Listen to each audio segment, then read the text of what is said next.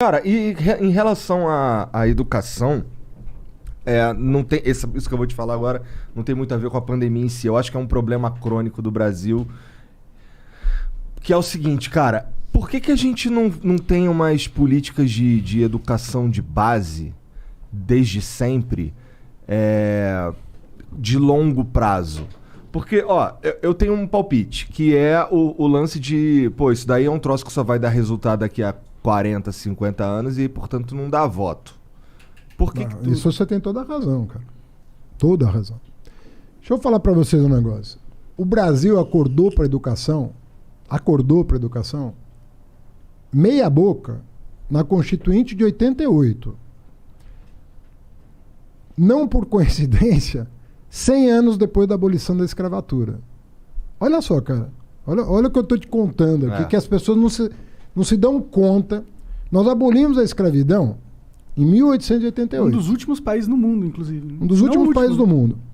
O Brasil foi o último país a criar uma universidade. O último país das Américas a criar uma universidade. Foi o único país que criou uma universidade só no século XX. Os negros, em 1884 ou 3, agora não estou... Tem uma lei chamada Lei Saraiva. Bota lá no Google que você acha. Lei Saraiva. Proibindo quem não era alfabetizado de votar. Já prevendo a abolição da escravidão, para os escravos não votarem, como eram todos analfabetos, aprovaram uma lei proibindo quem era analfabeto de votar. Ou seja... Sabe quanto tempo durou essa lei? 100 anos. Caralho. 100 anos. E aí você fala, bom, mas então alfabetizaram? Não. Porque era justamente o instrumento de controle. Para não deixar os pobres votar, não alfabetizavam. E a lei proibia votar sem alfabetização. Resultado, nego, ninguém votava. Era um desincentivo muito grande para investimento em educação. Então, veja só, você que era alfabetizado, você que ia para a universidade, você que ia para Coimbra estudar direito, você não estava preocupado com a educação porque você já estava educado. O cara que estava preocupado com a educação não podia votar. E aí, meu? Quem é que ia falar? Tem que educar. Então, o Brasil, cara, não tinha compromisso com a educação. E assim, eu participei, modéstia à parte, de uma primeira revolução na educação brasileira, que foi abrir as portas da universidade pro pobre. Ele me confessou que namorou 2 pró-unistas. Eu sou pró-unista também. 3? Puta, cara, tu tá cercado. Tô cercado. Não, mas eu não namorei o Monarca. Agora vai me negar. Mas, cara, olha só. Nós precisamos chegar no século... Porra, cara, eu tô cercado de pró-unista por todos os lados. Mas e a base, Fernandão? Não, mas a base... Não, vê bem.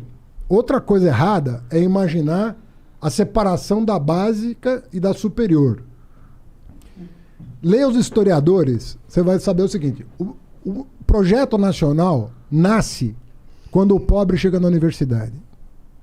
Aí você começa... Aí a universidade começa a pensar o país todo e não só a elite. Porque a nossa universidade era ultra elitista. Agora, eu vou te perguntar, qual foi, no Brasil, os estados que mais avançaram na educação? Foram os estados do Nordeste. Por 2 razões. Que nós queremos um fundo para financiar a educação do Nordeste chamado Fundeb, e porque o Nordeste estava tão atrasado em relação ao Sudeste que tinha muita margem para melhorar. Para ganhar, para evoluir. Juntou essas 2 coisas, quais são os exemplos de educação no Brasil hoje de estirão, né? Do cara dar aquela decolada? Ceará, Pernambuco, Maranhão, Piauí. Se fala desses estados. Então, o Brasil está vivendo um momento... A pessoa vai falar, porra, mas falta muito. Mas nós começamos a fazer. Nós começamos a fazer tem 20 anos. Mas eu acho isso, cara. Nós começamos a fazer alguma coisa por esse país. No golpe militar de 64, tinha 200 mil universitários no Brasil. 200 mil universitários. Vamos lembrar que em 1970, na Copa do Mundo, a gente tinha 90 milhões de brasileiros, né? 6 anos antes, só tinha 200 mil universitários. Hoje nós temos o quê? 210 milhões de brasileiros. Ou seja, um pouquinho mais do que o dobro. Nós temos 8 milhões de universitários. O que eu estou querendo dizer é o seguinte: quem reclama está certo. Mas quem olha o filme vai entender que nós começamos a enfrentar esse lance para valer. Entendo. Mas eu acho que a crítica... Vamos colher isso? Nós vamos colher. Agora, precisa ter perseverança. Não dá para ter essas idas e vindas que estão acontecendo. O que está acontecendo hoje no MEC é muito grave. O que está acontecendo? Porra. Eu não sei, sinceramente. Não, cara, é loucura. Estão nomeando gente para os órgãos do MEC que não são da educação. E eles estão fazendo o que exatamente de loucura, exatamente? Cara, primeiro assim, eles estão desmontando coisas que comprovadamente deram certo. Então, por exemplo, investimento em ciência e tecnologia no Brasil caiu 70%. Aí você fala, pô, não tem dinheiro. Bom, mas para milico tem. Para trator tem. Os trator que o Bolsonaro comprou essa semana. Ele comprou o trator? Pô, 3 bi. Trator. Ou você entrar no Twitter agora... 3 bi não era o orçamento paralelo para ele... É esse. É desse que eu tô falando. Isso é emenda, não é? Mas... trator, entendi, é uma gíria. Desculpa, que eu não sou, eu tô achando que é trator mesmo. Não, mas é também. Entendi, ó. Não é só, mas é também. Entendi. Ou seja, ele tá num jogo com o Congresso de tomar lá da cá, que ele botou no Ministério do Desenvolvimento Regional, não sei qual que é o nome, que mudou tudo que é nome, ele botou 3 bi para ele cuidar, na relação direta com os parlamentares. Pô, tem 3 bi para trator e não tem 3 bi para ciência e tecnologia? Não tem 3 bi para fazer o censo? O censo geralzão, é a coisa mais importante para as políticas públicas. Pra você saber. Censo é foda. Custa 2 bi. Tem 3 para trator e não tem 2 pro censo. Então, você vai vendo que, pô, tem alguma coisa errada. É que esse trator é o que garante a governabilidade dele, né? Se você for pensar pro político, Bolsonaro, é muito mais importante você ter governabilidade que qualquer outra coisa. E é por isso que eu tenho um pouquinho de asco desse tipo de coisa, porque não é o que é melhor pro Brasil, é o que é melhor pra me manter no poder. Mas, ó, eu não tô falando isso de Bolsonaro, não. Isso não é Você novo, tá falando né? geral. Eu sei, geral. Eu sei. Isso não é novo. Não, nós temos um problema de governabilidade, eu não quero também aqui ficar falando, é assim. Não, nós temos um problema de governabilidade. Agora, o que eu acho, para fazer a comparação com o que está acontecendo hoje, é o seguinte. Uma coisa é você garantir a governabilidade em relação a um projeto. Agora, quando você não consegue enxergar qual é o projeto, aí você fala, bom, então é o poder pelo poder, ou o que nós estamos fazendo? Vou dar um exemplo que talvez seja muito claro para as pessoas.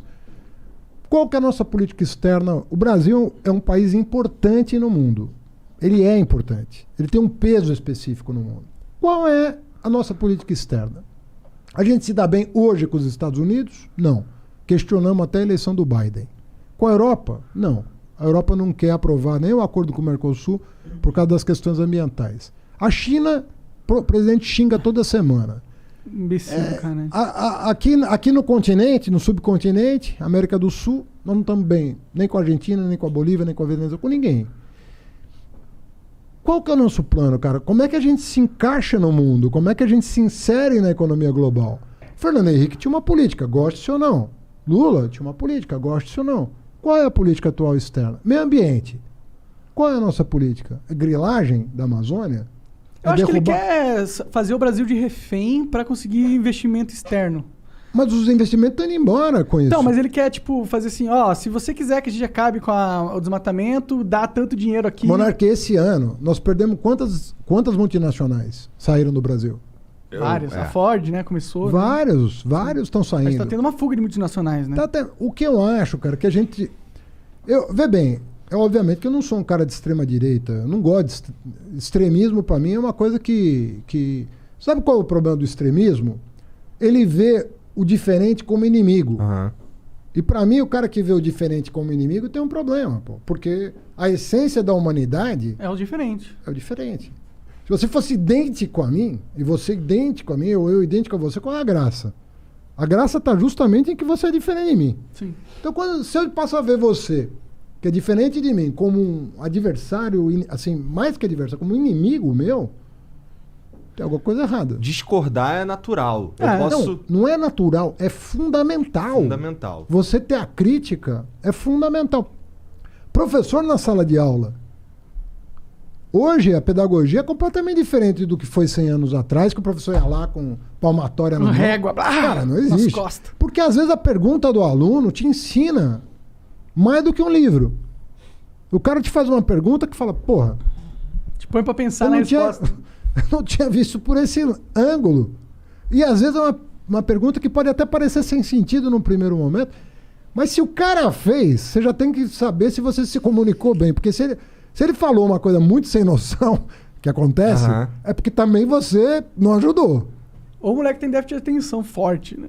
Pode acontecer. Mas às vezes o cara faz uma pergunta pra você, você fala, caraca, eu vou ter que ler mais pra entender esse papo. E isso acontece direto, cara. A beleza da humanidade é a gente buscando, com os nossos conflitos e contradições, a gente ir achando coletivamente os caminhos. E o bacana da democracia é que, a democracia, assim, ninguém é dono da verdade. A bola tá sempre na mão do povo, que tem que tem o voto ali. É óbvio que a democracia tem todo... Eu tô desiludido com o voto pra caralho, Haddad, assim. A democracia tem todos os problemas que a gente conhece. Uma brasileira mais ainda que as outras, né? Todos os problemas que... Agora, tem melhor? Tem sistema melhor? Tem. Não. Tem sistema melhor que o brasileiro. Tem sistema melhor que democracia? Eu acho que não. Isso. Democracia direta, talvez. É a minha teoria.